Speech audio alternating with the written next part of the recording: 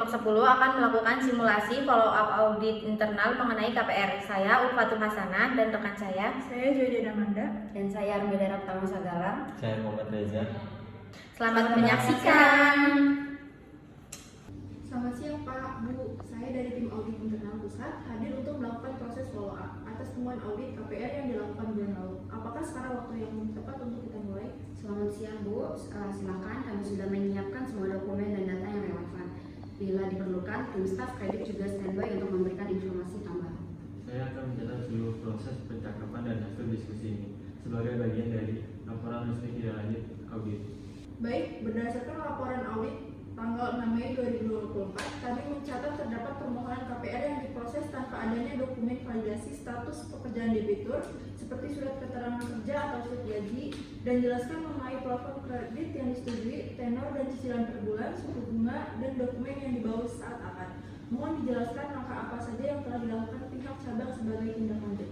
Setelah menerima laporan tersebut, kami melakukan penelusuran terhadap aplikasi KPR. Yang dimaksud tim kami langsung menghubungi debitur yang bersangkutan melalui telepon dan email. Kami meminta mereka melengkapi dokumen yang kurang, yaitu surat keterangan kerja dari perusahaan tempat mereka bekerja, slip gaji terakhir minimal 1 bulan terakhir, dan dokumen tersebut sudah kami terima dan simpan dalam arsip digital serta fisik.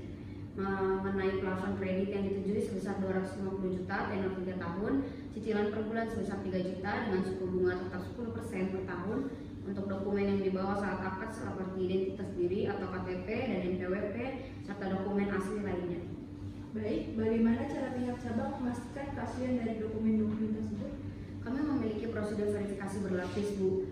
Tim verifikasi kami yaitu menghubungi langsung bagian HRD dari perusahaan tempat nasabah bekerja untuk menginformasi keabsahan surat dan memeriksa keaslian kop surat dan tanda tangan dengan membandingkan dengan arsip dokumen sebelumnya di database kami. Dan yang selanjutnya mengecek kesesuaian antara slip gaji dan rekening koran nasabah untuk menghindari pemalsuan data. Semua ini proses dalam mencatat sistem log internal kami yang dapat Ibu periksa lanjut dan ditindaklanjutkan. Itu bagus. Apakah SOP internal terkait proses verifikasi dokumen KPR telah diperbarui? Ya Ibu, kami telah memperbarui SOP dengan menambahkan beberapa poin penting diantaranya. Ibu wajib tulis di sini.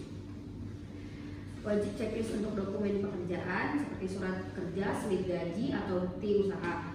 Penambahan langkah validasi manual sebelum aplikasi disetujui oleh atasan. Sistem aplikasi KPR internal kami juga telah dimodifikasi. Sekarang tidak memungkinkan melanjutkan ke proses appraisal tanpa dokumen pendukung lengkap diunggah.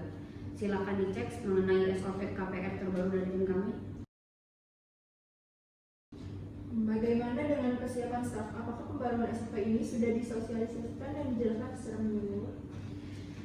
Tentu Ibu, kami telah mengadakan sesi pelatihan internal pada tanggal 27 Mei 2024. Pelatihan ini berlangsung selama 2,5 jam dengan materi mencakup perubahan SOP verifikasi KPR, studi kasus dari temuan audit, praktik langsung input dari sistem baru, dan semua staf bagian kredit dan verifikasi hadir, daftar hadir materi dan rekaman sesi pelatihan tersedia jika Ibu ingin memeriksanya. Baik sekali, untuk melengkapi proses follow up ini, saya ingin memeriksa langsung ketiga berkas KPR yang menjadi temuan. Apakah bisa kami akses sekarang? Tentu Ibu, berkas fisik sudah kami siapkan di ruang arsip. Saya minta staf kami untuk segera membawanya ke ruangan ini. Baik, saya akan melakukan pengecekan. Mohon ditunggu sebentar. Terima kasih sudah menunggu. Dari hasil pengecekan, saya menyatakan bahwa ketiga berkas sudah dilengkapi dengan dokumen validasi pekerjaan yang sah, verifikasi keaslian telah dilakukan sesuai prosedur, sistem sudah mencegah aplikasi lanjut tanpa dokumen lengkap, SOP telah diperbarui dan staf sudah menerima pelatihan. Dengan ini, temuan audit dapat dinyatakan selesai.